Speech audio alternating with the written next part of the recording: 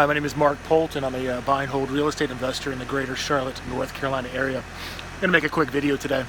So this is our Airbnb home. It's about 1 week. It's Saturday right now.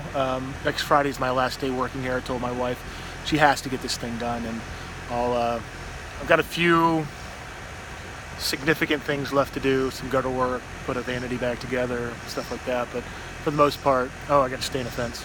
But for the most part, it's we're going to be wrapping everything up, or at least I'm going to be wrapping everything up. It's been many months too many in the making. But when we got here, my wife had got here a little bit before me, and she had turned the thermostat down. We got these blackout blinds that she gets off of Amazon. They're really, really good. And I was really afraid that the air conditioning unit here wasn't going to be sufficient. And it's not if you have all the windows and there's nothing on them and the sun's just beating in. But with all these blackout curtains that she put up, which we actually like, if you need to sleep in till 10 or something, it keeps the sun from coming in and waking you up. It really allows the air conditioner not to have to work as hard.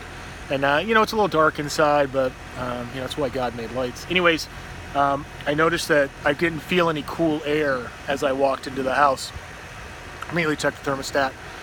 It was on. It was cooling. The blower motor was running inside, and so looked out the window, and this outside air conditioning unit right here wasn't running, and that's a big problem. And basically I did some normal troubleshooting. I went and checked the breaker. There was, the breaker was on. It wasn't tripped. I came out here with my my little detector, detects current.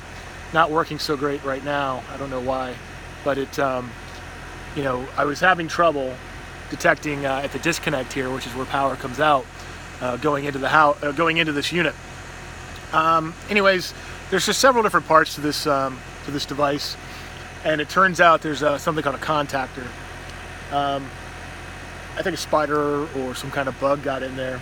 When I manually engaged it, it started smoking, and I thought maybe the contactor was bad, but turns out maybe an ant or something lost its life. Anyways, I've learned a lot about HVAC units, and there's the different components and the basics on how to troubleshoot it.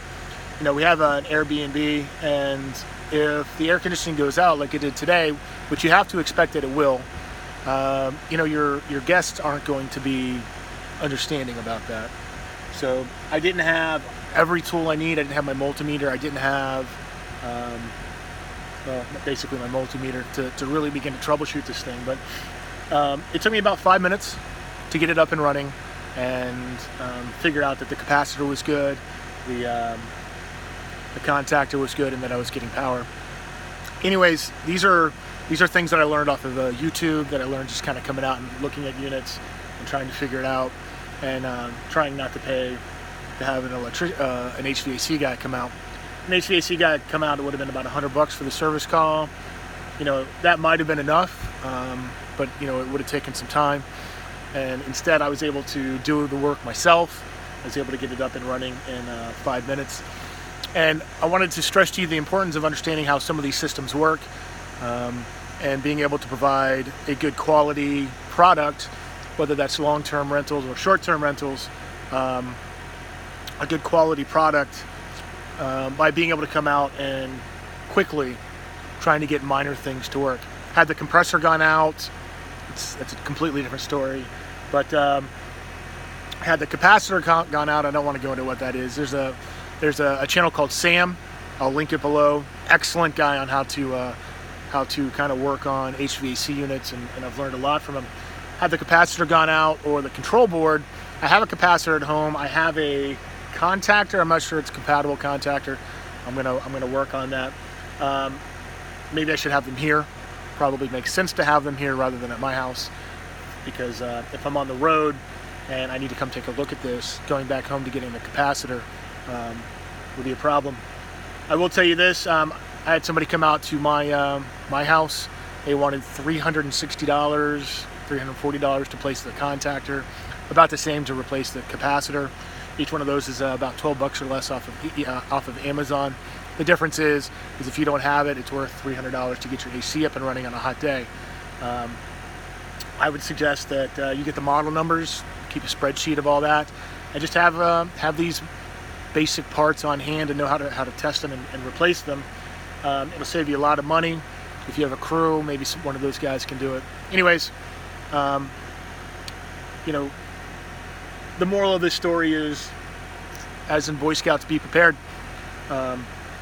Nobody likes to be without HVAC, and I don't have somebody. I used to have somebody I could call that could come out, usually immediately. He was ripping me off because I didn't know what was going on. I've learned what was going on. Suppose I could still get ripped off, but much, much less likely. Anyways, I hope you go out there and live the "You Won't Stop Me" lifestyle. I can tell you this Goodman unit is not going to stop me. It didn't stop me. I'm just going to put it all back together. My wife is inside doing some work, and it's going to be nice and cool here in about an hour. So I wish you luck, and I wish you success.